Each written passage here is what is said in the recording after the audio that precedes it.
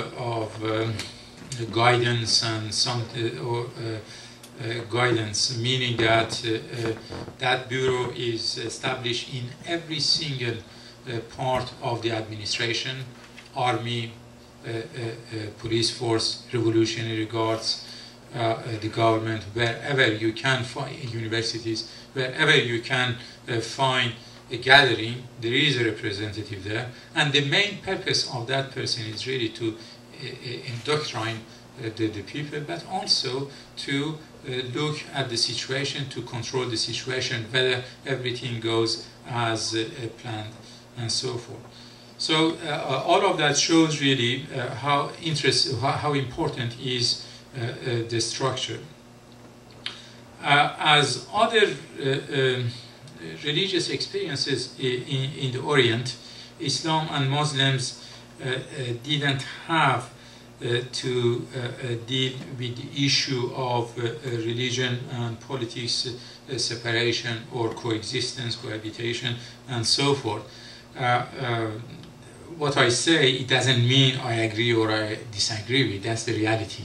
The reality is that in Islam, the Prophet Muhammad was the messenger of God and also the founder of the first state, in Islamic state. So this duality of function continues really till recently, early 20s. At the macro level, the regional level, it disappeared with the disappearance of the Ottoman Empire, but it continued to exist in some countries like Iran, for example. So at the macro level, there is a continuation here, and in other countries, I'm going to talk about the constitution of a number of countries later on, but in all those countries in the region, at least the Arab countries in the region, even if you don't have a mullah, you don't have a clergy at the helm of the government,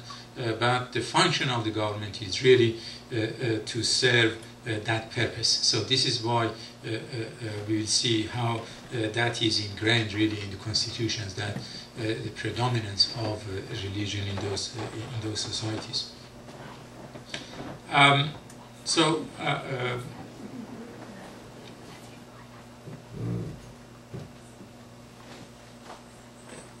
This is why, for example, if we look at the situation of Muslim countries in the region, in the Middle East, we will see that despite the advent of new ideologies, the notion of nation-state and so forth, after the departure of colonial forces, you do not really see the kind of separation that you, for example, France started and you have in the vast majority of the Western countries. So, in other words, I think the fact that some or the imported ideologies were not successful in the region was in great part because is due to the existence of Islam, which pretend to be the way of life. So in other words, Islam has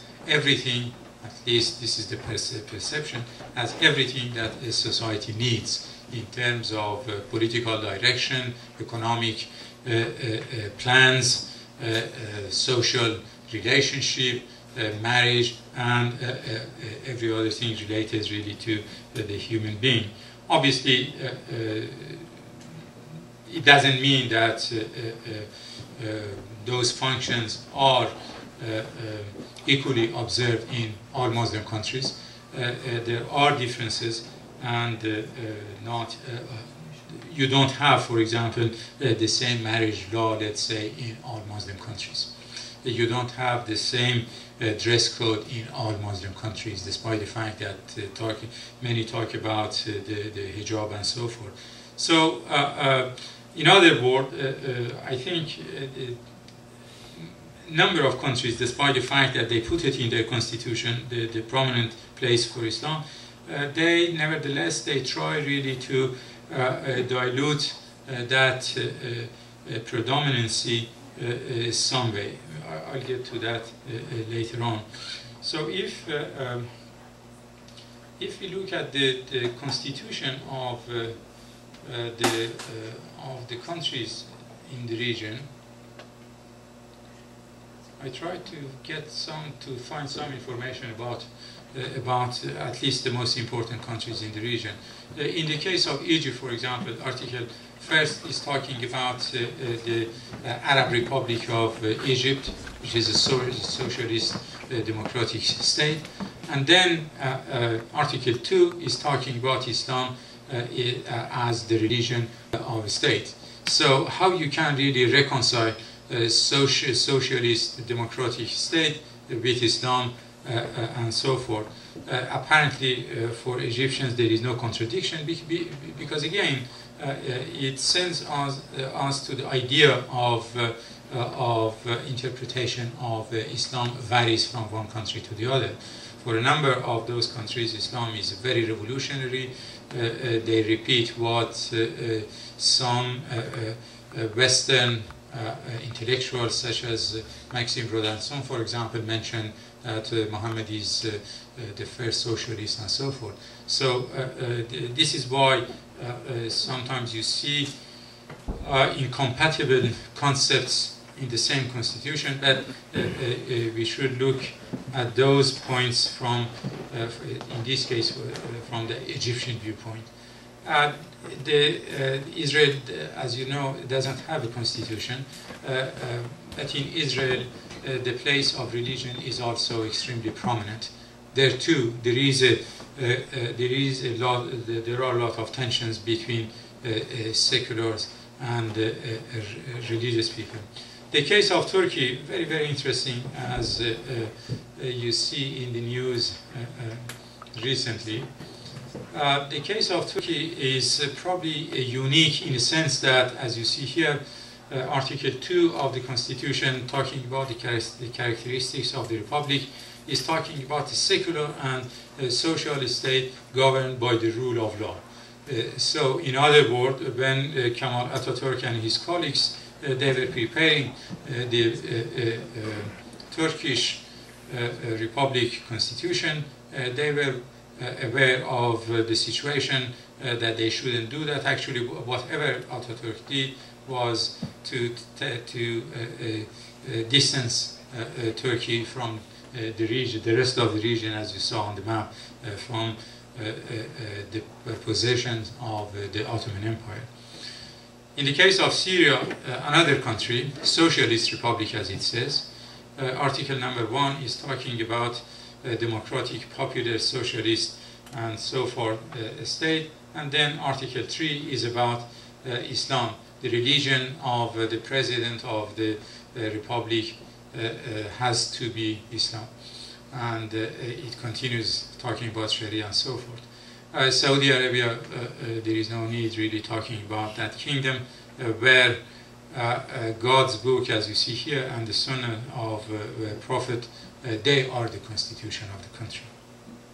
The kingdom of Jordan, also Article 2 is talking about Islam as the religion of state. Iraqi constitution, this is the new one. This is not the old one under the Ba'athist government. This is the new one. Also is talking about the first article, the first point of Article 2 is talking about Islam, the official religion of a state, and it is fundamental source of the legislation. So again, in the preamble, you see the name of God and a reference to Islam and so forth. So, and then if we go further, talking about Pakistan, the same thing.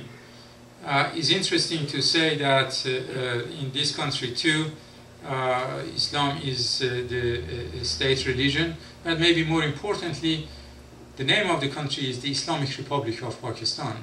So, and then you see the kind of connection or good relationship that exists between Americans and the Islamic Republic of Pakistan, the Islamic Republic of Afghanistan, and the kind of problem that they have with the Islamic Republic of Iran.